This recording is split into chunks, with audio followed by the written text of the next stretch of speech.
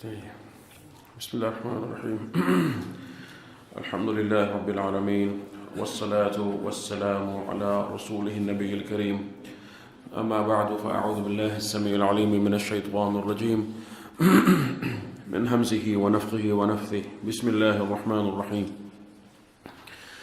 إن الله لا يستحيي أن يضرب مثلا ما بعوضة فما فوقها فأما الذين آمنوا فيعلمون أنه الحق من ربهم وأما الذين كفروا فيقولون ماذا أراد الله بهذا مثلا يضل به كثيرا ويهدي به كثيرا وما يضل به إلا الفاسقين الذين ينقضون عهد الله من بعد ميثاقه ويقطعون ما أمر الله به أن يوصل ويفسدون في الأرض اولئک هم الخاسرون۔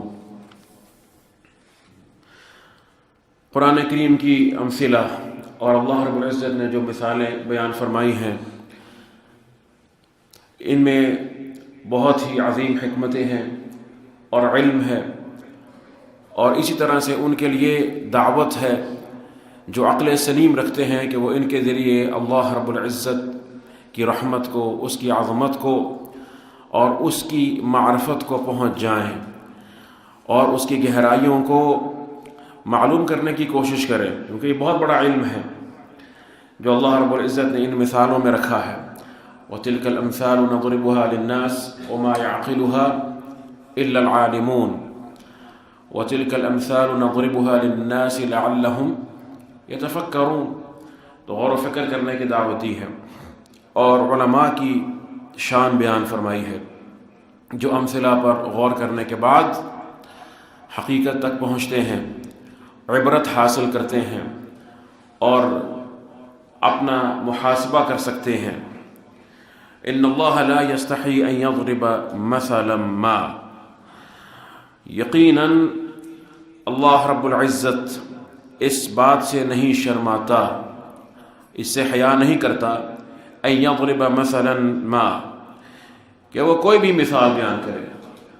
مثلا ما، مثلا نکرہ ہے اور نکرہ کے بعد جو ہے وہ ما ہے۔ نکرہ میں بھی ابہام ہوتا ہے، اور آپ کے علم میں ہے ہم مختلف اپنے دروس میں بتاتے رہتے ہیں نکرہ کے بعض احکامات جب وہ آتا ہے، وارد ہوتا ہے، تو کن کن معانی کی نمائندگی کرتا ہے۔ مثلا اس میں حقارت کا معنی ہوتا ہے، کبھی عظمت کا معنی ہوتا ہے، کبھی تنویع، یعنی اس میں مختلف اقسام مراد ہو سکتی ہیں، ایک چیز نہیں بہت سی چیزیں، کوئی بھی چیز ہو سکتی ہے اس سے مراد۔ تو یہ تنویع، تفخیم یا تحقیر مختلف معانی ہیں۔ تو ما جو اس کے بعد آ گیا ہے اس میں بھی ابہام ہوتا ہے، یہ ما جو ہے ابہامیہ ہے، اور نکرہ کے بعد آتا ہے، اور اس سے اس نکرہ کے اندر جو معنی ہوتا ہے ابہام کا، یا جس بھی معنی پر وہ اپنے ابہام کی بنا پر دلالت کرتا ہے، اس معنی میں یہ تاکید پیدا کر دیتا ہے۔ ان اللہ لا یستحی ان یضرب مثلا ما، اللہ نہیں شرماتا ہے اس بات سے کہ کوئی مثال بیان کرے، کوئی بھی مثال، ما وہ کچھ بھی ہو سکتی ہے، اللہ کو اس کی پرواہ نہیں ہے۔ یہ ایسی چیز نہیں جو اللہ رب العزت کے لیے قابل حیا ہو، حالانکہ اللہ رب العزت کی صفات کریمہ اور جلیلہ میں سے ایک صفت حیا بھی ہے، لیکن یہ چیز ایسے نہیں ہے کہ اللہ سبحانہ وتعالی مثال بیان فرمائے قرآن کریم میں انسانوں کی ہدایت کے لیے، تو اس مثال کو دیتے ہوئے اللہ شرمائیں کہ یہ کتنی چھوٹی سی مخلوق ہے، یا اس مخلوق کی حیثیت نہیں ہے، یا لوگ اس کو کس نگاہ سے دیکھتے ہیں، اس کے اللہ کے ہاں کوئی حیثیت نہیں ہے۔ مثلا ما بعوضۃ فما فوقها، مچھر کی ہو یا اس سے اوپر جو کچھ بھی ہے، مچھر ہو یا اس سے اوپر کی کوئی بھی چیز ہو۔ فاما الذین آمنوا، بس پھر وہ لوگ جو ایمان لائے، فَيَعْلَمُونَ أَنَّهُ الْحَقُّ مِنْ رَبِّهِمْ، بس وہ جانتے ہیں کہ یہی ان کے رب کی طرف سے حق ہے اور کمال حق ہے۔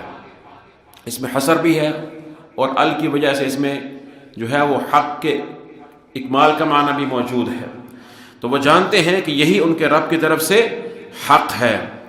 وَأَمَّا الَّذِينَ كَفَرُوا، اور وہ جنہوں نے کفر کیا، فَيَقُولُونَ، تو وہ کہتے ہیں اور قیامت تک کہتے رہیں گے، ان کی یہی عادت رہے گی ان کی یہی طبیعت اور مزاج رہے گا.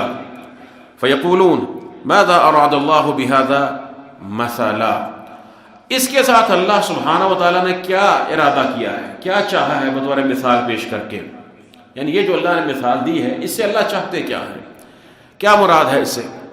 یعنی حقیر مخلوقات کی مثال کہیں عنکبوت کی ہے مکڑی، اور کہیں پر مکھی کی مثال ہے، کہیں مچھر کی مثال ہے، کہیں پر کتے کی مثال ہے، اور اس طرح سے کہیں شہد کی مکھی کی مثال ہے.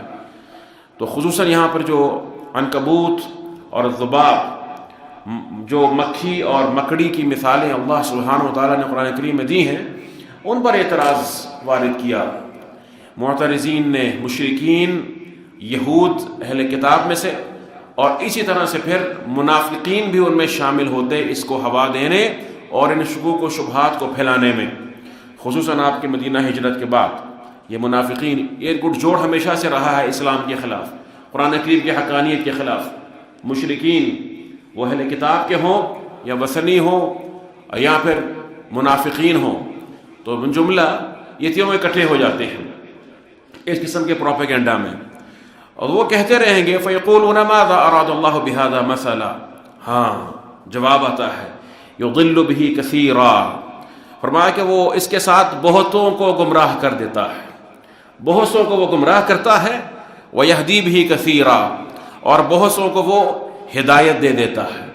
وہ غنی ذات ہے، اسے نہ مثال دینے کے وقت کسی کی پرواہ ہے کہ اس نے کسی کے مشاعر کا، کسی کے نازک جذبات کا خیال رکھنا ہے کہ مچھر یا مکھی کا نام سن کر اس کی طبیعت پر گراں گزرتی ہے. یہ بات اس کو پرواہ نہیں ہے، اس کو زیادہ معلوم ہے کہ حکمت کیا ہے، بیان کیا ہے، حسن کیا ہے، بلاغت کیا ہے، اور انسان کی عقل و فطرت کو جو چیز متاثر کر سکتی ہے وہ کیا ہے، اسے زیادہ معلوم ہے. یضل بہ کثیرا ویہدی بہ کثیرا وما یضل بہ الا الفاسقین، لیکن وہ اس کے ساتھ فاسقوں کے سوا کسی کو گمراہ نہیں کرتا، صرف فاسق کی ہیں وہ. وما یضل بہ نفی اور استثناء کے ساتھ حصر ہے، وہ نہیں گمراہ کرتا مگر فاسقوں کو. کون فاسق؟ الذین ینقضون عہد اللہ، وہ لوگ جو اللہ سبحانہ و تعالیٰ کے عہد کو توڑ دیتے ہیں. من بعد میثاقہ، اسے خوب پختہ کرنے کے بعد. میثاق کے بعد، میثاق کیا ہوتا ہے؟ میثاق ایسا عہد ہے جس میں دونوں جو طرفین ہوتی ہیں، دونوں طرف اعتماد حاصل ہو جائے، پختہ اعتماد حاصل ہو جائے، اور مکمل طور پر امانت کا تصور قائم ہو جائے. ایک عہد جس میں دونوں جانب سے مکمل اعتماد اور امانت داری کا حصول ہو جائے، یہ میثاق ہے. جو اس شے کو واجب کر دے، جو دونوں طرف کے اعتماد کو اور امانت داری کو اور ثقافت کو واجب کر دے، اس کو میثاق کہتے ہیں. ایسے عہد کو میثاق کہتے ہیں. یہ کوئی عام عہد نہیں ہے. وَإِذَا أَخَذَ اللَّهُ مِيثَاقَ النَّبِيِّينَ لَمَا آتَيْتُكُم مِّن كِتَابٍ وَحِكْمَةٍ ثُمَّ جَاءَكُمْ رَسُولٌ مُصَدِّقٌ لِّمَا مَعَكُمْ لَتُؤْمِنُنَّ بِهِ وَلَتَنصُرُنَّهُ. تو یہ میثاق اللہ رب العزت نے انبیاء و رسل سے بھی لیا ہے کہ اگر ان کی زندگیوں میں نبی کریم صلی اللہ علیہ وسلم یا ان کے بعد آتے ہیں، کسی میں ان میں سے کسی کی نبوت کے بعد آپ کی نبوت اور شریعت آتی ہے، تو وہ آپ کی مدد کریں گے، آپ پر ایمان لے کر آئیں گے، آپ کی نصرت اور تائید کریں گے. میثاق. تو یہ کیا کرتے ہیں؟ الذین ینقضون عہد اللہ من بعد میثاقہ، کہ وہ اللہ سبحانہ و تعالیٰ کے عہد کو پختہ اور مضبوط کرنے کے بعد توڑ ڈالتے ہیں. وَيَقْطَعُونَ مَا أَمَرَ اللَّهُ بِهِ أَن يُوصَلَ، اور اس چیز کو قطع کرتے ہیں جس کے متعلق اللہ نے حکم دیا کہ اسے ملایا جائے. جس کو اللہ نے جوڑنے کا حکم دیا اس کو قطع کر دیتے ہیں. وَيُفْسِدُونَ فِي الْأَرْضِ، اور زمین میں فساد بپا کرتے ہیں. أُولَئِكَ هُمُ الْخَاسِرُونَ، یہی لوگ خسارہ اٹھانے والے ہیں، خاسرون ہیں. دنیا و آخرت کا خسارہ جن کے نصیب میں ہے وہ یہی لوگ ہیں. ان اللہ لا یستحی ان یضرب مثلا ما، ان اللہ رب العزت نے اس حقیقت کو اپنے اسم جلالہ کے ساتھ بیان فرمایا ہے. اللہ کوئی صفاتی نام نہیں ہے، اللہ کا علم وہ یہاں پر اللہ سبحانہ وتعالیٰ نے جو ہے وہ اس کے ذریعے اس کو بیان فرمایا، کیونکہ اللہ سبحانہ وتعالیٰ تمام اللہ کی صفات کمال کا جامع ہے۔ جب اللہ بولتے ہیں تو اس سے مراد کیا ہوتی ہے کہ اللہ کی تمام صفات اس میں جمع ہو گئی ہیں، وہ ذات جو تمام صفات کمال سے متصف ہے۔ ان اللہ لا یستحیی، تو اللہ حیا نہیں فرماتے، اللہ حیا فرماتے بھی ہیں ویسے یہ نہیں، حیا اللہ کی صفت ہے، حیا اللہ کی صفت ہے، اور عدم حیا بھی اللہ کی صفت ہے۔ حیا کرنا یعنی یا مراد حیا سے حیا کرنا، فعل کے طور پہ بات کرتا ہوں، یعنی حیا کرنا بھی اللہ کی صفت ہے۔ جو صحیح جملہ مجھے کہنا چاہیے تھا کہ استحیاء اور حیا نہ کرنا بھی اللہ سبحانہ وتعالیٰ کی صفت ہے۔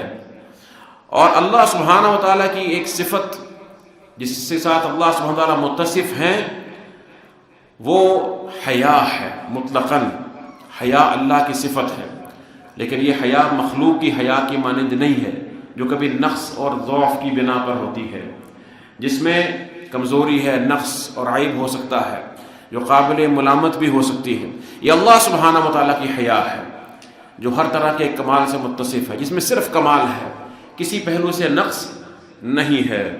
اللہ کے رسول نے فرمایا ان ربکم حیی کریم، کہ تمہارا رب جو ہے وہ بہت ہی حیا کرنے والا اور کریم ہے۔ یستحیی من عبدہ اذا رفع یدیہ الیہ یردہما صفرا، اپنے بندے سے وہ حیا کرتا ہے جب بندہ اپنے دونوں ہاتھ اس کی طرف اٹھاتا ہے تو اللہ کو حیا آ جاتی ہے کہ وہ ان کو خالی واپس کیسے لوٹا دے۔ سبحان اللہ، اللہ کی صفت حیا یہ ہے، اللہ کی صفت حیا جو ہر طرح کے نقص و عیب سے پاک ہے، جبکہ بندے کی حیا میں نقص و عیب کو بھی دخل ہے۔ تو اللہ حیا فرماتے ہیں، اور اللہ کی یہی صفت حیا ہے جو کامل ہے ہر اعتبار سے کہ وہ انسان کی دعاؤں کو سنتا ہے، جیسا کہ آپ نے سن لیا کہ بندے کے ہاتھ خالی واپس نہیں لوٹاتا ہے، حلال استعمال کرتا ہو اور اللہ رب العزت پر توکل اور بھروسہ ہو، یقین کے ساتھ اللہ سے دعا کرے اور جلد بازی کا مظاہرہ نہ کرے، تو اللہ کبھی بندے کی دعا کو رد نہیں کرتا، اس کے ہاتھوں کو خالی نہیں لوٹاتا، یا اس کو اس کا سوال عطا کر دیتا ہے، جو اس نے مانگا اس کو مل جاتا ہے، یا اس کے بدلے میں اس کی کوئی بلا ٹال دیتا ہے، گناہوں کا کفارہ بن جاتا ہے، یا آخرت کے روز اس کو اجر مل جاتا ہے، اس کے میزان حسنات میں اس کا وزن، بہت بڑا وزن اس کو مل جاتا ہے۔ یہ اللہ رب العزت کی طرف سے رحمت ہے کہ بندے کی دعا نہیں ضائع جاتی، کیوں؟ اللہ کی صفت حیا۔ اسی طرح سے آپ یہ دیکھیے کہ یہ اللہ کی صفت حیا ہے کہ بسا اوقات انسان اللہ سے دعا کرتا ہے اور ابھی اس نے وہ دعا کرنے کا ارادہ کیا ہے، دعا حقیقتاً کی نہیں ہے، تو اللہ اس کی اس دعا کو اپنی رحمت سے قبول فرما لیتا ہے، کیونکہ اللہ سبحانہ وتعالیٰ کی صفت میں یہ حیا ہے۔ بندہ اپنے معاملے کو اللہ کے سامنے پیش کرتا ہے تو اللہ اس کے اس پیش کرنے کو قبول کر لیتا ہے، مانگا نہیں ہے اس نے ابھی، اللہ اس کے دعا کو قبول کر کے اس کو عطا کر دیتا ہے۔ بندہ اللہ کی تعریف کرنا شروع کرتا ہے، حمد و ثنا بیان کرتا ہے، تو اللہ اس کی حمد و ثنا سے خوش ہو جاتا ہے، وہ تو جانتا ہی ہے کہ اس کو کیا ضرورت ہے۔ بندہ اپنی عاجزی پیش کرتا ہے تو اللہ اپنی کمال حیا کی بنا پر بندے کی دعا سن لیتا ہے، اس کی مشکل ٹال دیتا ہے، اس کی مصیبت ٹال دیتا ہے۔ بندہ اللہ کے سامنے صرف روتا ہے، اپنے دل میں اس کو یاد کرتا ہے اور کسی کیفیت میں کہتا ہے یا اللہ، تو اللہ کمال حیا کی وجہ سے بندے کی دعا کو قبول کر لیتا ہے۔ دعا یونس میں آپ کو معلوم ہے کہ یونس علیہ السلام مچھلی کے پیٹ میں تھے تو انہوں نے کیا کہا؟ وَذَنُّونِ إِذْ ذَهَبَ مُغَاضِبًا فَظَنَّ أَن لَّن نَّقْدِرَ عَلَيْهِ فَنَادَىٰ فِي الظُّلُمَاتِ أَن لَّا إِلَٰهَ إِلَّا أَنتَ سُبْحَانَكَ إِنِّي كُنتُ مِنَ الظَّالِمِينَ، اللہ تیرے سوا کوئی الہ نہیں ہے، تو پاک ہے، میں ہی ظالموں میں سے ہوں۔ یہ تو نہیں کہا مجھے مچھلی کی پیٹ سے نکال دے، بہت تکلیف ہے، بہت مشکل ہے، تو اللہ نے ان کی دعا سن لی، بس پیش کیا اپنی مصیبت کو کہ اللہ میں ظالم ہوں، یہ بھی نہیں کہا مصیبت کو، اللہ میں ظالموں میں سے تھا، مجھ سے گناہ ہوا یا مجھ سے کوتاہی ہوئی، مجھ سے ظلم ہوا، تو اللہ نے ان کی اس دعا کو سن لیا۔ ایوب علیہ السلام وَأَيُّوبَ إِذْ نَادَىٰ رَبَّهُ أَنِّي مَسَّنِيَ الضُّرُّ وَأَنْتَ أَرْحَمُ الرَّاحِمِينَ، اللہ تکلیف تو مجھے پہنچی ہے اور تو ارحم الراحمین ہے، کچھ نہیں بولا ہے اس کے سوا، سبحان اللہ۔ فَكَشَفْنَا مَا بِهِ مِنْ ضُرٍّ، فرمایا میں نے اس کی بیماری کو دور کر دیا، کمال حیا ہے۔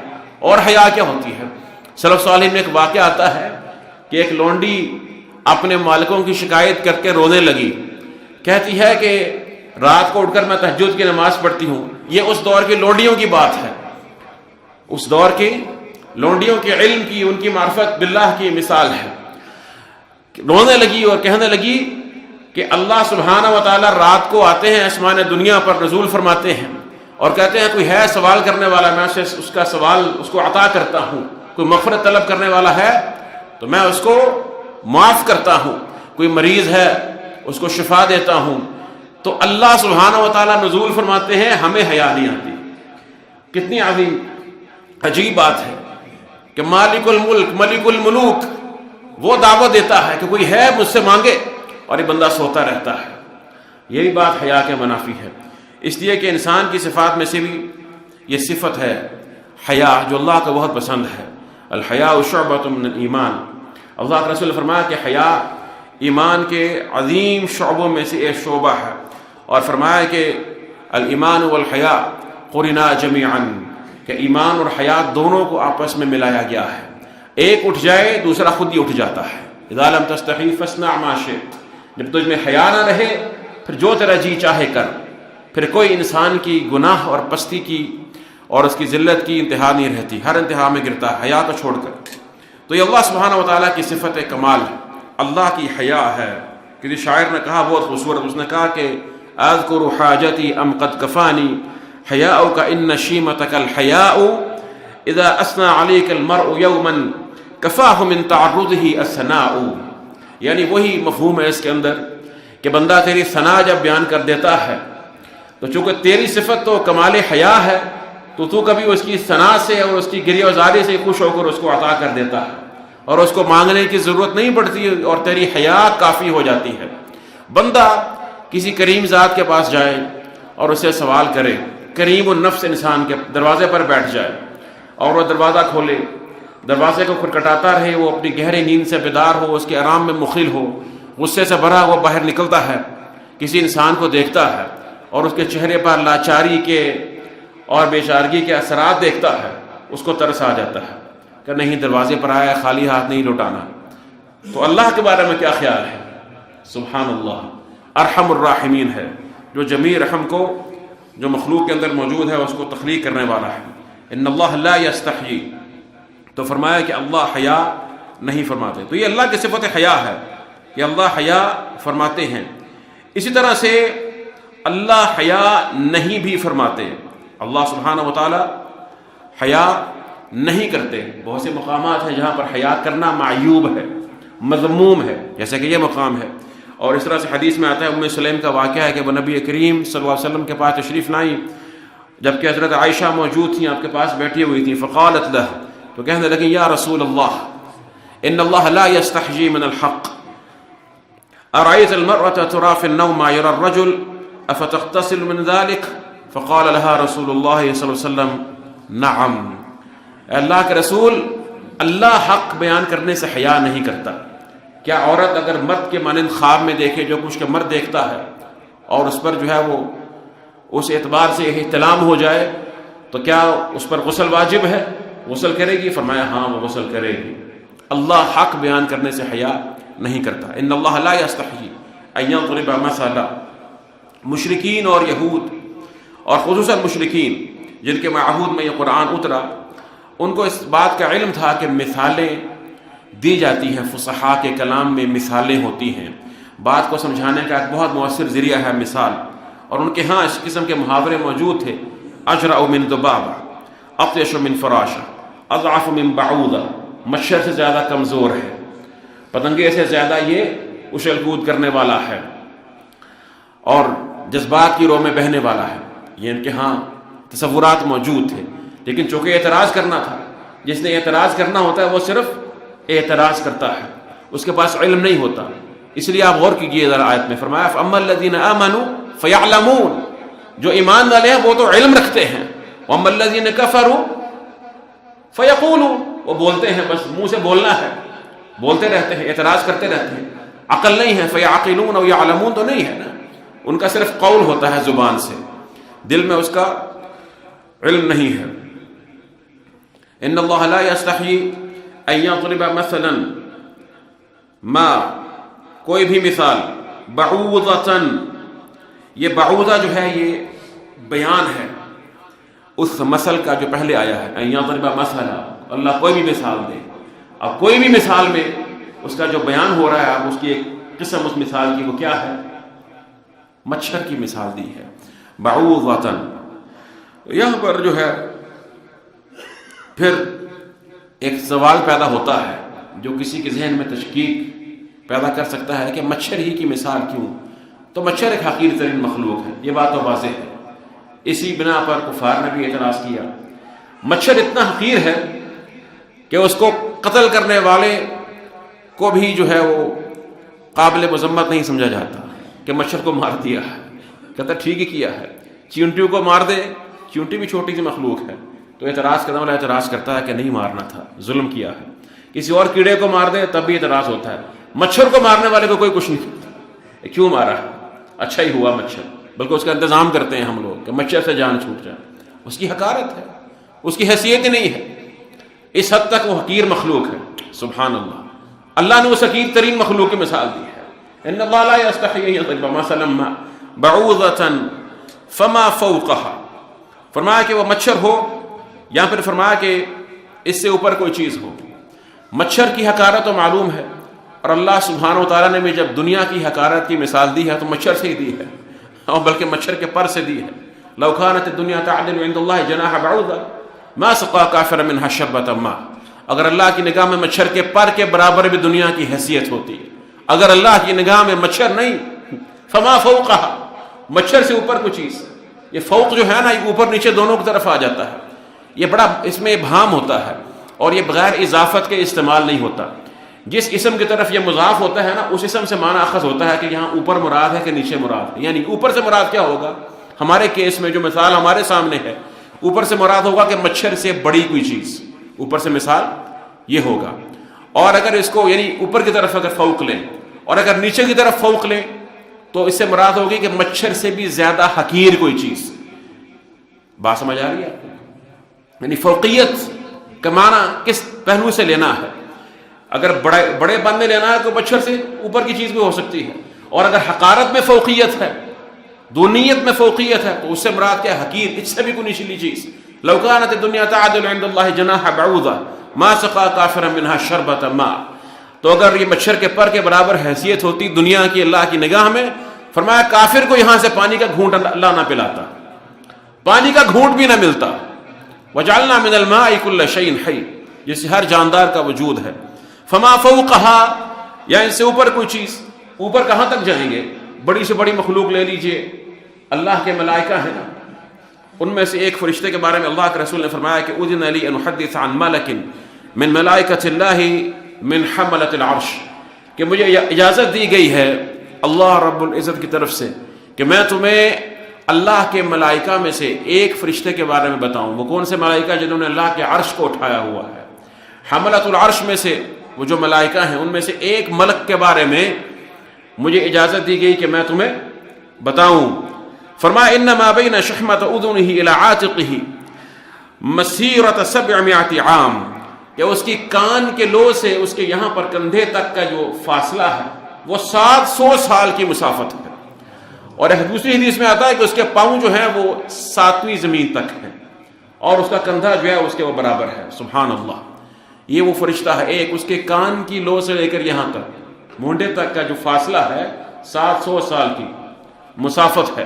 اس کا باقی جسم کیا ہوگا وہ اللہ کے علم میں ہے. فما فوقها، یہ تو بڑے پن کی مثال ہوگی. اگر حقارت میں آ جائیں تو جیسا کہ آپ کو عرض کر دیا ہے، جدید سائنس نے مزید تحقیق کی ہے، بالکل جو ریسنٹ ان کی ریسرچ ہے وہ آپ کے سامنے رکھتا ہوں. فما فوقها، یہ مچھر مکھی پر اعتراض کرنے والے اپنی عقل کو روتے ہیں. پھر بعد میں جب اس طرح کی چیزیں سامنے آتی ہیں تو معلوم ہوتا ہے کہ اللہ سبحانہ و تعالیٰ کی کتاب واقعی معجز ہے. اس میں صرف لغوی اعجاز نہیں ہے، ہر دور کے لیے اعجاز ہے، طبی بھی ہے، طبعی بھی ہے. انہوں نے کہا کہ ایسے پیراسیٹک مائٹس ڈسکور کیے ہیں، اور باقاعدہ انہوں نے کئی مچھر کی قسموں کو لے کر اس کی بہت بڑی پاپولیشن پہ ریسرچ کی. آپ خود دیکھیے گا جا کے، لیٹسٹ ریسرچ ہے، ریسنٹ اسٹڈی ہے یہ ان کی، کہ اس مچھر کے اوپر چھوٹے چھوٹے ایسے کیڑے ہوتے ہیں جو اس کے اوپر رہتے ہیں، فما فوقہا، اور رہتے بھی کہاں پر ہیں؟ اس مقام پر جو یہ گردن سے لے کر تو پیٹ تک اس کے درمیان جو حصہ ہے نا، پشت، وہاں پر وہ ہوتے ہیں، اور وہ مچھر کا خون چوستے ہیں، مچھر سے اپنی غذا حاصل کرتے ہیں، جن کی بنا پر مچھر کی پاپولیشن کنٹرول میں رہتی ہے اور ختم ہو جاتی ہے۔ اللہ اکبر۔ ان اللہ لا یستحی ان یضرب مثلا ما بعوضۃ فما فوقها، جو اس کے اوپر ہے اللہ اس کی مثال بھی دے سکتا ہے۔ اپنی عقل استعمال کرو، اپنی آبزرویشن ہے نا، اب یہ آنکھ سے نظر نہیں آتا ہے وہ کیڑا، کچھ 100 گنا اس کو بڑا کرے تو پھر آپ اس تک پہنچتے ہیں کہ یہ بھی ہے، تو آپ دیکھیے گا کہ وہ کس طرح سے ان کا اثر ہے۔ فما فوقها فاما الذين آمنوا فما فوقها، ہاں یہ ایک اہم بات ہے۔ میں نے بھی آپ کے سامنے عرض کیا کہ فوق میں جو ہے دونوں معانی موجود ہیں، فوق کے اندر دونوں معانی موجود ہیں۔ ظرف ہے، اس میں ابہام ہوتا ہے، بلندی کا معنی بھی لے سکتے ہیں، اوپر کی جانب فوقیت ہو یا نیچے کی جانب فوقیت ہو، دونوں معنی اس کے اندر آ سکتے ہیں۔ ایک حدیث میں اس کا ذکر ہے اور وہاں بھی علماء نے اسے استدلال کیا ہے اور فوق کے یہی دونوں معنی بیان کیے ہیں۔ آپ جانتے ہیں کہ ہمارا یہ اصول ہے، ہم کوشش کرتے ہیں کہ جہاں موقع ہو قرآن کریم کی لغت میں سے کسی معنی کے اس بات کے لیے حدیث مبارکہ کو پیش کر دیں، یا بطور استشہاد حدیث میں اس کی نظیر پیش کر دی جائے۔ تو حدیث میں آتا ہے کہ ایک حدیث میں کہ ایک صحابی جو جا رہے تھے تو وہ اچانک گر گئے، تو گرنے کی بنا پر انہیں کچھ چوٹ آئی، تو کچھ دوسرے صحابہ ان کی اس کیفیت کو دیکھ کر ہنسنے لگے۔ وہ حضرت عائشہ وہاں پر موجود تھیں رضی اللہ تعالیٰ عنہ، کہنے لگیں کہ لا تضحکوا، مت ہنسو، فإنی سمعت رسول اللہ صلی اللہ علیہ وسلم، میں نے اللہ کے رسول کو یہ کہتے ہوئے سنا ہے، ما من مسلم یشاک شوکۃ فما فوقها، کوئی مسلمان ایسا نہیں ہے کہ اسے کوئی کانٹا چبھے یا کانٹے سے فوق کوئی چیز، اس سے اونچی بڑی چیز یا اس سے چھوٹی کوئی چیز ہو، الا کتبت له بها درجہ ومحیت عنہ بها خطیئہ، مگر اللہ سبحانہ و تعالیٰ اس کی اس تکلیف کی بنا پر اس کے ایک درجے میں اضافہ کرتے ہیں اور اس کے گناہ کو معاف کر دیتے ہیں۔ اللہ کو انسان کا کانٹا چبھنا بھی قبول نہیں ہے، یہاں بھی فوق کا لفظ موجود ہے۔ پھر قرآن کریم کے اندر بھی اس کا استدلال ہو سکتا ہے، اس کی مثالیں موجود ہیں۔ فَأَمَّا الَّذِينَ آمَنُوا فَيَعْلَمُونَ أَنَّهُ الْحَقُّ مِنْ رَبِّهِمْ وَأَمَّا الَّذِينَ كَفَرُوا فَيَقُولُونَ مَاذَا أَرَادَ اللَّهُ بِهَذَا مَثَلًا۔ اب یہاں پر آپ نے اس سے پہلے پڑھا کہ قرآن کریم میں ریب نہیں ہے، ذَلِكَ الْكِتَابُ لَا رَيْبَ فِيهِ، اب ریب والا گروہ آ رہا ہے یہاں پر، اس کے ریب کی فطرت بیان ہوتی ہے، کیفیت بیان ہے، ان کے ریب کی وجوہات، نفسیاتی وجوہات ذکر ہوتی ہیں۔ وَإِن كُنتُمْ فِي رَيْبٍ مِّمَّا نَزَّلْنَا عَلَىٰ عَبْدِنَا فَأْتُوا بِسُورَةٍ مِّن مِّثْلِهِ، ریب کیا ہے دیکھیے، فَأَمَّا الَّذِينَ آمَنُوا فَيَعْلَمُونَ أَنَّهُ الْحَقُّ مِن رَّبِّهِمْ، اہل ایمان کو تو ریب نہیں ہے، وہ تو جانتے ہیں، یعلمون، ان کو اس کا علم ہے، اور علم حقیقی علم ہے، انہو کہ یہی حق ہے، اور حق کس کی طرف سے ہے؟ من ربہم، یعنی یہ حق جو صادر ہوا ہے اس کا مصدر کیا ہے؟ نبی کریم کی طرف سے آیا ہے؟ نہیں۔ جبریل امین کی طرف سے آیا یعنی انہوں نے گھڑا ہے؟ نہیں۔ کہاں سے آیا ہے؟ کس کا کلام ہے؟ اللہ کا الحاکمین کا، اس کو پہنچانے والے جبریل ہیں، مبلغ ہیں، اور پھر محمد صلی اللہ علیہ وآلہ وسلم اللہ کے رسول ہیں جنہوں نے اس کو امت تک پہنچایا، ٹھیک ہے؟ تو من ربہم سے معلوم ہوتا ہے کہ ان کے رب کی طرف سے ہے، یا محمد کے رب کی طرف سے ہے، محمد نے خود سے کلام نہیں گھڑا ہے صلی اللہ علیہ وآلہ وسلم۔ فَأَمَّا الَّذِينَ آمَنُوا فَيَعْلَمُونَ أَنَّهُ الْحَقُّ مِن رَّبِّهِمْ، اہل ایمان کا ہمیشہ یہی شیوا ہوتا ہے کہ اللہ کا جو امر آتا ہے، حکم، یہ کرو یہ نہ کرو، اس کو وہ عدل سمجھتے ہیں اور رشد سمجھتے ہیں، ہدایت سمجھتے ہیں، اور اللہ کی جو خبر آتی ہے اس کو وہ سچ سمجھتے ہیں، اس کو حق سمجھتے ہیں، خبر میں شک نہیں کرتے، اور امر کی تعمیل میں کوتاہی نہیں کرتے۔ فَيَعْلَمُونَ أَنَّهُ الْحَقُّ مِن رَّبِّهِمْ وَأَمَّا الَّذِينَ كَفَرُوا، اور جو کفر کرنے والے ہیں، جنہوں نے کفر کیا، ان کا وتیرہ کیا ہے؟ فَيَقُولُونَ مَاذَا أَرَادَ اللَّهُ بِهَذَا مَثَلًا، وہ کہتے ہیں کہ اللہ نے کیا ارادہ کیا ہے اس کے ساتھ، وہ بطور مثال پیش کر کے، یہ جو مثال دی ہے کیا فائدہ ہے اس کا؟ عنکبوت کی مثال ہے، عنکبوت کی مثال ہے۔ فرمایا کہ جو اللہ کے سوا دیگر الہوں کو پکارتے ہیں ان کی مثال دی. مثل الذین اتخذوا من دونہ اولیاء، غالباً اس طرح کے الفاظ ہیں. کمثل، جو تو شروع کیسے ہوتی ہے؟ من دون اللہ اولیاء. مثل الذین اتخذوا من دون اللہ اولیاء کمثل العنکبوت اتخذت بیتا وان اوہن البیوت لبیت العنکبوت. فرمایا کہ یہ جو غیر اللہ کو، اللہ کے سوا کسی کو الہ پکڑتے ہیں، ان کی مثال جو ہے وہ مکڑی کے گھر کی طرح ہے. جیسے مکڑی گھر بناتی ہے، اور ان کی مثال اللہ نے مکڑی کے گھر سے دی. اور فرمایا کہ سب سے کمزور جو گھر ہے وہ کس کا ہے؟ مکڑی کا ہے. تو اب یہ ایک سوال ہے، آپ لوگ یہاں موجود ہیں ماشاءاللہ. مکڑی کا جو جالا ہوتا ہے، جو دھاگا ہوتا ہے اسپائڈر ویب میں، جو سلک ہے اس کا، وہ کمزور ہوتا ہے؟ وہ تو بہت طاقتور ہے، بہت مضبوط ہے. یہاں تک کہ اس کو سٹیل سے کمپیئر کیا جاتا ہے. اس کی جو ٹینسائل اسٹرینتھ ہے، کہتے ہیں کہ اگر پینسل کی موٹائی کے برابر اس کا ایک دھاگا تانا ہو تو بوئنگ 747 کو روکنے کے لیے کافی ہے. اتنا مضبوط ہے وہ، اتنا وہ طاقتور ہے. اس کا جو دھاگا ہے بہت مضبوط ہوتا ہے. خصوصاً اس کی جو مضبوطی دیکھی جاتی ہے نا، وہ اس کی لچک میں دیکھیں کہ سٹریس کتنی برداشت کر سکتے. صرف یہ نہیں کہ وہ سخت کتنا ہے، اسٹیل میں تو ایک وہ سختی بھی ہے نا. وہ سٹریس جو میکسیمم سٹریس برداشت کرنے کے باوجود ٹوٹتا نہیں ہے اور طاقت میں رہتا ہے، مضبوطی میں. تو یہ دھاگا اس کی عجیب مثال ہے، حتیٰ کہ اس کو سٹیل سے کمپیئر کیا جاتا ہے، لوہے سے اس کا موازنہ کیا جاتا ہے. پھر کمزوری کہاں سے آتی ہے؟ اتخذت بیتا وان اوہن البیوت لبیت العنکبوت.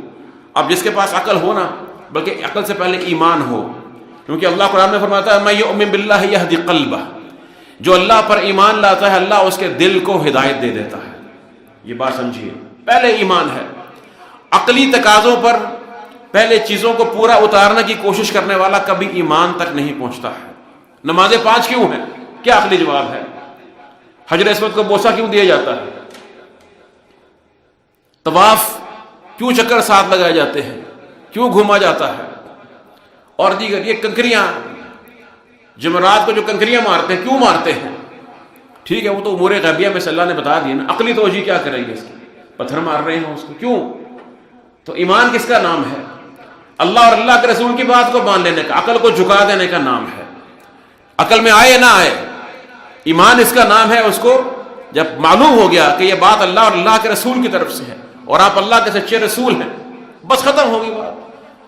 اس سے انسان صدیق بنتا ہے، اس سے انسان صدیقیت کے منصب پر فائز ہوتا ہے. قرآن میں آتا ہے اولئک ھم الصدیقون، جو اللہ اور اللہ کے رسول پر ایمان حقیقی ہو، 100/100 ایمان ہو. ابوبکر صدیق کی مثال رضی اللہ تعالی عنہ، جب آپ معراج کی رات یہ سفر ہوا، صبح کو آپ نے آ کر بتایا کفار اور مشرکین کو، بڑے خوش ہوئے کہ اب لیتے ہیں امتحان ابوبکر صدیق کا. کیونکہ سچی بات یہ ہے، یہ بات مفسرین کے بقول کچھ ایسے لوگ جو آپ پر ایمان لے کر آئے وہ ڈگمگا گئے. ایک ہی رات میں سفر، یہاں سے پہلے مسجد اقصیٰ کا ہمیں 1 یا 2 مہینے لگتے ہیں، پھر وہاں سے آسمان اللہ کے پاس چلے گئے، اللہ سے ہم کلام ہوئے، اور اس کے بعد جو ہے پھر وہ واپس مسجد اقصیٰ، اور پھر جو ہے واپس مکہ آئے فجر کے وقت میں، اور اس کے بعد آپ یہ بتاتے ہیں کہ جناب یہ ہے. تو یہ کیسے ہو سکتا ہے؟ تو یہ کیسے ممکن ہے کہ ایک رات میں سب کچھ ہو گیا ہو؟ تو بہرحال یہ ان کا ایک اعتراض. ابوبکر صدیق کے پاس گئے اور یہی اعتراض دہرا دیا کہ اب بتاؤ کیا کہتے ہو؟ تمہارا دوست تو یہ کہتا ہے کہ ایک رات میں مسجد اقصیٰ تک بھی چلا گیا، وہاں سے آسمان پر چلا گیا، اللہ سے ہم کلام ہوا، اس کے بعد پھر نیچے مسجد اقصیٰ پر اترا، پھر واپس مکہ آیا اور صبح اٹھ کر ہمارے ساتھ وہ صبح کی ہے. آپ نے فرمایا، ابوبکر صدیق کہنے لگے رضی اللہ تعالیٰ عنہ کہ اگر اللہ کے رسول نے یہ کہا ہے صلی اللہ علیہ وسلم، اگر یہ بات تمہاری نہیں، اگر یہ بات اللہ کے رسول کی بات ہے تو یہ سچ ہے. وہ کہتے ہیں کیسے سچ ہے؟ کس طرح سچ ہو سکتی ہے؟ کہتے ہیں کہ اس لیے سچ ہے کہ میں تو یہ مانتا ہوں کہ وہ جو کلام پیش کرتے ہیں، جو بولتے ہیں، وہ اللہ کے حکم سے بولتے ہیں، اللہ کی وحی ہوتی ہے. تو جب میں اس کو مانتا ہوں کہ جو ان کا علم ہے وہ اللہ کی طرف سے منزل کرتا ہے، تو یہ تو بہت چھوٹی سی بات ہے کہ زمین سے انسان اوپر تک چلا جائے اور واپس آ جائے، اس میں کون سی بڑی بات ہے؟ میں تو اس سے بڑی بات پر ایمان لا چکا ہوں. ایمان ہے نا، اس ایمان سے اللہ سبحانہ و تعالیٰ نے سینہ کھول دیا اور سینہ کھل جاتا ہے. اب یہ مکڑی کی مثال دیکھیے، آپ کو معلوم ہے اس وقت جو ان کی موجودہ ریسرچ ہے اس کے مطابق یہ مکڑی جب آپس میں ان کا ملاپ ہوتا ہے تو یہ جو مادہ ہوتی ہے وہ نر کو ختم کر دیتی ہے، جیسے ہی وہ حاملہ ہوتی ہے نر کو کھا جاتی ہے، نر کو کھا جاتی ہے، ختم کر دیتی ہے، اور اس کے بعد جو اس کے بچے ہوتے ہیں جو ہی وہ بڑے ہوتے ہیں اپنی ماں کو ختم کر دیتے ہیں، اور پھر ان کے آپس میں تعلق ہوتا ہے، پھر اس سے نسل بڑھتی ہے مگر بہت تھوڑی سی، کیونکہ آپ کو معلوم ہوگا کہ ایک جالے میں آپ کو مکڑی بھی ایک ہی نظر آتی ہے، دو نظر نہیں آتی، سب سے کم تعداد میں یہ حشرات میں سے یہ ہوتی ہے، اس بنا پر کہ ان کے اندر یہ نظام چلتا ہی یوں ہے کہ خود کو اپنے قبیلے کنبے کو کھا جاتے ہیں۔ اور یہ میری بات نہیں ہے، دیکھیے ذرا سائنس کیا کہتی ہے، مشہور ہے یہ بلیک وڈو اسپائڈر، کہ وہ کیا کرتے ہیں کہ وہ اس عمل کے دوران یا اس کے فوراً بعد جو ہی وہ حاملہ ہوتی ہے وہ نر کو کھا جاتی ہے، ختم کر دیتی ہے۔ گھر بنتا ہے اس سے، گھر کے لیے کیا ضروری ہوتا ہے؟ ایک قبیلہ ہو، ایک خاندان میں ایک معاشرت ہو، باہمی الفت ہو، تعلقات ہوں، ایک تو یہ معاملہ ہے۔ دوسری بات، اس کا دھاگا کتنا بھی مضبوط ہو، کہنے کو بہت وہ ایک گھر ہے، اور کوئی شک نہیں کہ اس کے جالا بننے میں بھی اللہ سبحانہ تعالیٰ کی عجیب جو ہے وہ حکمت اور قدرت نظر آتی ہے، لیکن نہ وہ سردی سے روکتا ہے، نہ وہ گرمی سے روکتا ہے، نہ بارش سے روکتا ہے، کسی شے سے بچاتا نہیں ہے، نہ ہوا کے مقابلے میں کام آتا ہے، کوئی حفاظت نہیں کر سکتا، ٹھیک ہے۔ تو گھر کا یہ تصور قائم ہوتا ہے نا، مشرکین کا گھر بھی ایسے ہی ہوتا ہے، جو اللہ کے سوا دیگر کو الہ بناتے ہیں، ان کا گھر کسی کام کا نہیں ہے، ان کا آپس میں بھی اتفاق نہیں ہوتا، ان کی آپس میں معاشرت حقیقی محبت پر قائم نہیں رہ سکتی، ایک دوسرے کے حقیقتاً دشمن ہوتے ہیں۔ اسی طرح سے دیگر مثالیں ہیں، مکھی کی مثال کوئی بھی اٹھا لیں آپ، شہد کے مکھی کی مثال اٹھا لیں، وَأَوْحَىٰ رَبُّكَ لِلنَّحْلِ أَنِ اتَّخِذِي مِنَ الْجِبَالِ بُيُوتًا وَمِنَ الشَّجَرِ وَمِمَّا يَعْرِشُونَ، 3 طرح کی مکھیوں کی مثال دی ہے، پہاڑ پر چھتا بنانے والی ہے، اور درختوں پر اور گھروں پر، تینوں کے شہد کا جو ہے وہ فرق ہے، خوشبو کا فرق ہے، ذائقے کا فرق ہے۔ یہ جو پہاڑ میں جو پہاڑی شہد ہوتا ہے، ترکی میں کسی غار سے وہ جو ہے وہ نکالا گیا ہے، اور اس کی 1 کلو گرام شہد کی قیمت جو ہے نا، اس میں ایک چھوٹی گاڑی آرام سے آ جاتی ہے، 10 یا 15 لاکھ کے قریب اس کی قیمت ہے 1 کلو گرام، اس میں اتنے زیادہ منرلز ہیں، معدنیات ہیں، سبحان اللہ۔ مکھی جو مختلف جگہوں سے وہ چوستی ہے رس، اور پھر اس کی زندگی میں بہت، آپ اگر پڑھیں گے تو معلوم ہوگا۔ تو مقصد کہنے کا یہ ہے کہ اللہ سبحانہ و تعالیٰ نے جو مثالیں پیش کی ہیں ان میں ہر اعتبار سے حکمت ہے، عقلی اعتبار سے بھی ہے، اور اس میں ہر اعتبار سے، ایمانی اعتبار سے تو ہے ہی۔ فَأَمَّا الَّذِينَ آمَنُوا فَيَعْلَمُونَ أَنَّهُ الْحَقُّ مِنْ رَبِّهِمْ وَأَمَّا الَّذِينَ كَفَرُوا فَيَقُولُونَ مَاذَا أَرَادَ اللَّهُ بِهَذَا مَثَلًا، تو وہ یہ سوال کرتے ہیں کہ اللہ کا کیا ارادہ ہے، اللہ نے کیوں مثال دی ہے، یہ کیا فائدہ؟ حکمت بیان ہوئی، فرمایا يُضِلُّ بِهِ كَثِيرًا وَيَهْدِي بِهِ كَثِيرًا وَمَا يُضِلُّ بِهِ إِلَّا الْفَاسِقِينَ، فرمایا کہ اللہ اس سے بہت سو کو گمراہ کرتا ہے اور بہت سو کو اللہ اس سے ہدایت دیتا ہے۔ کثیر گمراہ ہو جاتے ہیں اور کثیر اللہ کی رحمت سے ہدایت پا جاتے ہیں۔ یضل بہ کثیرا ویہدی بہ کثیرا۔ اب ذرا تھوڑا سیکوینس پر غور کیجئے آیت کے۔ مثال اللہ نے حقیر مخلوقات کی پیش کی، سوال کرنے والے نے سوال کیا کہ اللہ کا کلام تو ایسی اشیاء سے پاک ہونا چاہیے، اور انہوں نے کہا بھی، ابن عباس کا یہ قول موجود ہے کہ اللہ اس سے پاک ہے کہ اتنی حقیر مخلوقات کی مثال دیں۔ جواب آیا ان اللہ لا یستحی ان یضرب مثلا بعوضۃ فما فوقها۔ پھر اس کے بعد ہوا کہ اچھا چلو یہ بات تو سمجھ میں آ جاتی ہے، پھر اس مثال کا اثر کیا ہوتا ہے؟ فرمایا کہ اس سے پہچان ہوتی ہے۔ فاما الذین آمنوا فیعلمون انہ الحق من ربہم واما الذین کفروا فیقولون ماذا اراد اللہ بہذا مثلا۔ ٹھیک ہے، اللہ کی حکمت کیا ہے اس سے؟ فرمایا یضل بہ کثیرا ویہدی بہ کثیرا، بہت سو کو اللہ ہدایت دیتا ہے، بہت سو کو اللہ گمراہ کرتا ہے۔ کنہیں گمراہ کرتا ہے؟ ہم بھی تو یہی کہتے ہیں کہ اللہ ان مثالوں کے ساتھ پریشان کرتا ہے، بہت سے لوگ گمراہ ہو جاتے ہیں۔ ہمارا بھی تو یہ اعتراض ہے نا کہ اللہ یہ مثالیں دے کر تو کیا چاہتے ہیں؟ ماذا اراد اللہ بہذا مثلا۔ اس سے تو ہمیں شک ہوتا ہے کہ اللہ کا کلام ہے بھی یا نہیں، اس سے تو ہم گمراہی میں پڑتے ہیں۔ بلکہ فرمایا نہیں، اما یضل بہ الا الفاسقین، وہ اس سے گمراہ کرتا ہے، ٹھیک کہتے ہیں، مگر صرف فاسقوں کو کرتا ہے۔ کون فاسق کون ہوتے ہیں؟ اس کا جواب آگے آنے لگا، صفت بیان ہوئی۔ فرمایا الذین ینقضون عہد اللہ من بعد میثاقہ. غور کیا آپ نے کس طریقے سے سبحان اللہ اللہ کا کلام ذہن میں پیدا ہونے والے سوالات کا بھی جواب دیتا چلا جاتا ہے. الذین ینقضون عہد اللہ من بعد میثاقہ، وہ لوگ جو اللہ کے عہد کو پختہ کرنے کے بعد، میثاق کرنے کے بعد، ینقضون، نقض الحبل کہتے ہیں نا، رسی کو گرہ کو کھول دینا، آہستہ آہستہ کر کے اس کو توڑ دینا یا اس کو کھول دینا، نقض. تو وہ اس کو اللہ کے عہد کو توڑ دیتے ہیں یا کھول دیتے ہیں. فاسق کون ہوتا ہے؟ فسق کیا ہے؟ یہ کئی بار بیان کیا جا چکا ہے کہ فسق کی جو اصل ہے وہ اصل میں یہ ہے کہ کسی پھل کا اپنے چھلکے سے باہر نکل آنا، اور وہ ایسا باہر نکلنا ہوتا ہے کہ جو کسی بیماری یا مرض کی بنا پر ہوتا ہے. اس کا جو خروج ہے نا، اپنی حد سے اپنے چھلکے سے باہر نکلنا، یہ طبعی یا فطری نہیں ہوتا، کسی بیماری. تو اسی لیے انسان بھی جب ایسا خروج کرتا ہے اللہ کی اطاعت سے یا اخلاقی حدود سے یا طبعی فطری حدود سے، تو اس کو فاسق کہا جاتا ہے، اس کو فاسق کہا جاتا ہے. یہاں تک کچھ جانور ایسے ہیں جو اللہ کے رسول نے بیان فرمائے ہیں. فرمایا خمس من الفواسق یقتلن فی الحل والحرم، کہ 5 جانور ایسے ہیں کہ جن کو حالت احرام میں ہو یا غیر حالت احرام میں انہیں قتل کیا جاتا ہے، قتل کیا جا سکتا ہے. اور اس لیے کہ وہ فاسق ہیں، ان کو شریعت نے کہا کہ وہ سب کے سب فاسق ہیں. کیا مطلب ہے؟ کہ بار بار جو ایک حد ہے نا، طبی حد ہے، اس سے وہ باہر نکلتے ہیں. چوہا ہے اس کے اندر، بچھو ہے، اور اس طرح سے کاٹ کھانے والا کتا ہے، کوا ہے. یہ مثالیں دی ہیں. اور آپ کو معلوم ہے کہ یہ وہ جانور ہیں جو اکثر اوقات بہت زیادہ ضرر کا باعث بنتے ہیں اور شرارتی ہیں، ان میں فسق ہے، نقصان پہنچاتے ہیں اور بغیر کسی وجہ کے نقصان پہنچاتے ہیں. یہ نہیں کہ ان پر کوئی آفت آئے ان کو نقصان پہنچائے تو جواب میں ایسا کرتے ہیں، نہیں، ان کی سرشت میں یہ ہے، جبلت میں ہے کہ یہ نقصان پہنچانے. اللہ کی خلقت ہے، اس کی حکمت ہے کہ اس نے تخلیق فرمایا، اور اس کی حکمت ہے کہ ہمارا بھی امتحان ہے کہ ہم کیا رویہ اختیار کرتے ہیں. ٹھیک ہے، ان فواسق کے ساتھ. تو ان کو فاسق اسی لیے کہا جاتا ہے کہ اپنی حد کو توڑ کر، تو عقلی حد ہو، شرعی حد ہو اور اخلاقی، اور شریعت میں یہ ساری جمع ہو جاتی ہیں، اس سے باہر نکلنا یہ فسق. وما یضل به للفاسقین. تو آپ کو اختصار کے ساتھ کیا سمجھ میں آیا اجمالاً کہ فسق جو ہے وہ کسی پردے کو پھاڑ کر اس سے باہر نکلنا ہے. یہ بات واضح ہوگی؟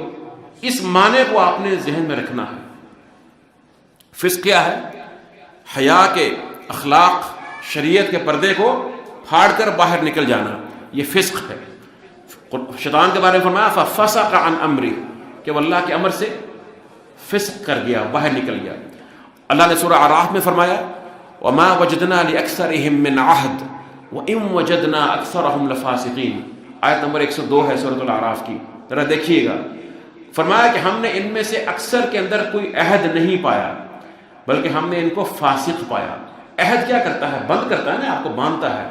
عہد ایک پردہ، ایک حد ہے، متعین کرتا ہے، اس حد کو توڑنا فسق. تو دیکھیے کہ عہد کے مقابلے میں اللہ نے کیا فرمایا ہے؟ فاسق. وما وجدنا لأكثرهم من عهد وإن وجدنا أكثرهم لفاسقين. وہی چیز یہاں پر موجود ہے. فرمایا وما يضل به للفاسقين الذين ينقضون عهد الله من بعد ميثاقه، جو اللہ کے عہد کو توڑتے ہیں. اور اللہ کا عہد کیا ہے؟ ألم أعهد إليكم يا بني آدم ألا تعبدوا الشيطان إنه لكم عدو مبين وأن اعبدوني هذا صراط مستقيم. یہ اللہ کا عہد ہے. ٹھیک ہے. اور اس طرح سے وَإِذْ أَخَذَ رَبُّكَ مِن بَنِي آدَمَ مِن ظُهُورِهِمْ ذُرِّيَّتَهُمْ وَأَشْهَدَهُمْ عَلَىٰ أَنفُسِهِمْ أَلَسْتُ بِرَبِّكُمْ قَالُوا بَلَىٰ شَهِدْنَا أَن تَقُولُوا يَوْمَ الْقِيَامَةِ إِنَّا كُنَّا عَنْ هَذَا غَافِلِينَ.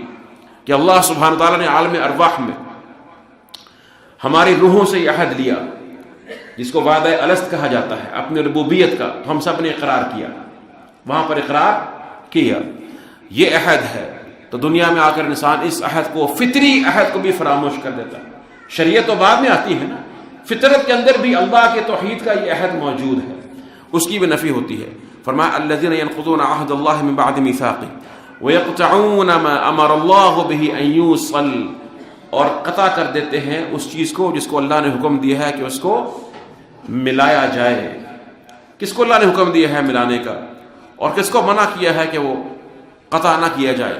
سب سے پہلی چیز اللہ سبحانہ و تعالیٰ کے درمیان، بندے کے درمیان جو وصل ہے، وصلہ ہے، تعلق ہے، توحید. میں نے عرض کیا، اور اس طرح سے پھر عبادات ہیں. اسی طرح سے اللہ نے حکم دیا ہے مخلوق کے ساتھ جو تعلق ہے صلہ رحمی ہے. حدیث میں آتا ہے، فرمایا کہ انا اللہ وانا الرحمن خلقت الرحم وشققت لها من اسمی فمن وصلها وصلته ومن قطعها بتته ای قطعت. فرمایا کہ میں اللہ ہوں، میں رحمان ہوں، میں نے رحیم کو تخلیق کیا اور میں نے اس کو اپنے اسم سے اس کا اسم مشتق کیا. اللہ کا نام رحمان ہے نا، تو صلہ رحمی بولتے ہیں نا، رحم باہمی انسانوں کے درمیان جو ایک رحم کا تعلق ہے. فرمایا کہ جو اس کو ملائے گا میں اس کو ملاؤں گا، اور جو اس کو کاٹے گا میں اس کو کاٹ دوں گا. یہ کاٹنا یہ ہے وَيَقْطَعُونَ مَا أَمَرَ اللَّهُ. جب وہ کاٹیں گے تو اللہ ان کو بھی پھر کاٹ دیتا ہے. وَيَقْطَعُونَ مَا أَمَرَ اللَّهُ. قرآن میں آتا ہے سورہ محمد میں 22 نمبر آیت میں فرمایا کہ فَهَلْ عَسَيْتُمْ إِن تَوَلَّيْتُمْ أَن تُفْسِدُوا فِي الْأَرْضِ وَتُقَطِّعُوا أَرْحَامَكُمْ. کہ تم زمین میں فساد کرتے ہو اور ارحام کو کاٹتے ہو. تو فساد فی الارض کی ایک بہت بڑی صورت کیا ہے؟ قطع رحمی کرنا، ماں باپ سے قطع رحمی کرنا، اولاد سے کرنا، بہن بھائیوں سے کرنا، رشتہ داروں سے کرنا، دوست سے، مسلمانوں سے، جتنا کسی کا حق ہے اس دائرہ کار میں اس سے تعلق کو جوڑنے کے بجائے جس کو اللہ نے جوڑنے کا حکم دیا ہے قطع کرنا، یہ قطع رحمی ہے اور اس میں اس کو توڑا جاتا ہے. تو یہ فساد فی الارض ہے. اس لیے فرمایا وَيَقْطَعُونَ مَا أَمَرَ اللَّهُ بِأَن يُوصَلَ وَيُفْسِدُونَ فِي الْأَرْضِ. یہاں پر فساد فی الارض کا ذکر بعد میں ہے، لیکن سورہ محمد میں فساد فی الارض کا ذکر پہلے، ان تفسدوا فی الارض وتقطعوا ارحامکم. تو یہ فساد کی ایک بہت بڑی صورت ہے کہ رشتوں کو خون کے ہوں اور خصوصاً پھر اس طرح سے دین کے رشتے ہوں ان کو توڑا جائے، ان کو کاٹا جائے. پھر انسانوں کا باہمی جو محبت اور مودت ہے، مسلمانوں کی اخوت ہے، اس کو توڑا جائے. فرمایا اولئک هم الخاسرون. یقیناً یہی وہ لوگ ہیں جو خسارہ پانے والے ہیں. وَيَقْطَعُونَ مَا أَمَرَ اللَّهُ بِهِ أَن يُوصَلَ وَيُفْسِدُونَ فِي الْأَرْضِ أُولَئِكَ هُمُ الْخَاسِرُونَ. سورۃ الرعد میں اسی کے برعکس اہل ایمان کے جو اوصاف ہیں وہ موجود ہیں. فرمایا کہ اہل ایمان کون ہیں؟ سورۃ الرعد 21 نمبر آیت میں فرمایا وَالَّذِينَ يَصِلُونَ مَا أَمَرَ اللَّهُ بِهِ أَن يُوصَلَ. وہ اہل ایمان وہ ہیں کہ وہ اس چیز کو جوڑتے اور ملاتے ہیں جس کو اللہ نے ملانے اور جوڑنے کا حکم دیا ہے. وَيَخْشَوْنَ رَبَّهُمْ وَيَخَافُونَ سُوءَ الْحِسَابِ. تو یہ اہل ایمان کی صفت ہے، اور یہ ان کے برعکس جو ہے وہ کفار مفسدین فی الارض کی صفت ہے. جتنا کسی کے ساتھ قرابت داری کا تعلق ہوگا، رحم کا تعلق مضبوط ہوگا، اتنا اس کو قتل کرنا بڑا فساد فی الارض ہے اور بڑا گناہ ہے. سب سے پہلا جو قتل ہوا روئے زمین پر، جو سب سے بڑا قتل بھی ہے، وہ کون سا قتل تھا؟ جو قابیل نے حابیل کا کیا. وَاتْلُ عَلَيْهِمْ نَبَأَ ابْنَيْ آدَمَ بِالْحَقِّ إِذْ قَرَّبَا قُرْبَانًا فَتُقُبِّلَ مِنْ أَحَدِهِمَا وَلَمْ يُتَقَبَّلْ مِنَ الْآخَرِ قَالَ لَأَقْتُلَنَّكَ قَالَ إِنَّمَا يَتَقَبَّلُ اللَّهُ مِنَ الْمُتَّقِينَ لَئِن بَسَطْتَ إِلَيَّ يَدَكَ لِتَقْتُلَنِي مَا أَنَا بِبَاسِطٍ يَدِي إِلَيْكَ لِأَقْتُلَكَ إِنِّي أَخَافُ اللَّهَ رَبَّ الْعَالَمِينَ. تو اس نے قتل کیا اور اپنے بھائی کو قتل کیا. وہ فساد فی الارض کا ایک بہت بڑا نمونہ ہے، اور جو اس کے بعد قتل کرنے والا ہے اس کے گناہ کا جو بوجھ ہے وہ قابیل کے پلڑے میں جا رہا ہے. اتنا بڑا یہ گناہ ہے قتل کی سنت کو جاری کرنے والے کے لیے. وَيَقْطَعُونَ مَا أَمَرَ اللَّهُ بِهِ أَن يُوصَلَ وَيُفْسِدُونَ فِي الْأَرْضِ أُولَئِكَ هُمُ الْخَاسِرُونَ. تو ان آیات میں اللہ سبحانہ وتعالیٰ نے ہمیں عظیم حکمت بیان فرمائی ہیں، اور اس کے اندر حقیقتاً گزشتہ جو سابقہ آیات ہیں ان کے ساتھ ایک گہری مناسبت ہے. کیا مناسبت معلوم ہوتی ہے ہمیں؟ کہ قرآن کریم حق ہے، اور اس کو حق وہی مانے گا جس کے دل میں ایمان ہے. جس کے دل میں ایمان ہے وہ شکوک و شبہات کا شکار نہیں ہوتا، وہ اللہ کی مثالوں سے روشنی اور نور حاصل کرتا ہے. اور یہ وہ شخص ہے کہ جس کو اللہ اس قرآن کے ذریعے ہدایت عطا فرماتا ہے. اور جس کے دل میں شک اور کفر ہے وہ اپنی عقل کو اور اپنے علم کو استعمال نہ کرتا ہے، نہ اس کے پاس وہ ہوتی ہے. فیقولون، اپنی زبان سے فوراً اعتراض کرتا ہے، اعتراض پر اعتراض وارد کرتا ہے، جیسے کہ آج کل بھی اس طرح کے لوگوں کی یہ صورتحال ہے. تو فرمایا کہ ایسے لوگ وہ فاسق ہوتے ہیں. فاسق کون ہے؟ جو اسلامی حدود سے نکلنے والا ہے. ایک فسق وہ ہے جو اسلام کے اندر کا فسق ہے، انسان کو اسلام سے خارج نہیں کرتا، اور ایک فسق مطلق ہے جو انسان کو اسلام سے خارج کر دیتا ہے. یہاں کس فسق کی بات ہوئی ہے؟ یہاں کون سا فسق ہے؟ اسلام سے خارج کرنے والا یا اسلام کے اندر والا؟ اسلام سے خارج کرنے والا. یہ خروج ہے نا، یہ ایسا خروج ہے اللہ کی کتاب میں شک کرنا، اللہ کی آیات اور اللہ کی امثلہ کے بارے میں سوال کرنا کہ یہ کیوں ہے. ماذا اراد اللہ بہذا مثلا. اور ماذا بھی بڑا ایک طنز ہے، اس میں استہزاء بھی ہے اور اس کے اندر جو ہے وہ اعتراض بھی ہے، سب معنی ہے. ما بھی کافی تھا، ذا کے ساتھ اس میں مزید ایک زور پیدا ہو گیا ہے. کیا ہے؟ اور پھر آگے دیکھیے نا، بہذا اس کے ساتھ، ہذا تحقیر کے لیے ہے. قرآن میں آتا ہے کہ وہ کفار مشرکین نبی کریم سے کہتے ہیں ھذا الذی یذکر آلہتکم، یہ ہے وہ، ھذا یہ ہے وہ جو تمہارے الہوں کا ذکر کرتا ہے، حقارت کے لیے. وہی اسلوب یہاں پر ہے اس ھذا کے ساتھ. ھذا بہذا، یہ کیا کیا ہے دے کر مثال، اس مثال کی کیا حقیقت ہے؟ تو جو یہ کرتا ہے وہ خروج مطلق ہے جو اسلام سے خارج ہے. تو ایسا فسق جو اسلام سے خارج کر دے یہ بھی فسق ہے جو کفر کے مترادف ہے اور جو ایمان کے مقابلے میں بولا جاتا ہے. قرآن میں آتا ہے وَمَنْ كَانَ مُؤْمِنًا كَمَنْ كَانَ فَاسِقًا لَا يَسْتَوُونَ أَمَّا الَّذِينَ آمَنُوا وَعَمِلُوا الصَّالِحَاتِ فَلَهُمْ جَنَّاتُ الْمَأْوَى نُزُلًا بِمَا كَانُوا يَعْمَلُونَ وَأَمَّا الَّذِينَ فَسَقُوا فَمَأْوَاهُمُ النَّارُ كُلَّمَا أَرَادُوا يَخْرُجُوا مِنْهَا أُعِيدُوا فِيهَا وقيل لهم ذوقوا عذاب النار الذي كنتم به تكذبون والعياذ بالله من ذلك. وبالله تعالى توفيق، وصلى الله توفيق، وصلى الله توفيق، وصلى الله توفيق، وصلى الله توفيق، وصلى الله توفيق، وصلى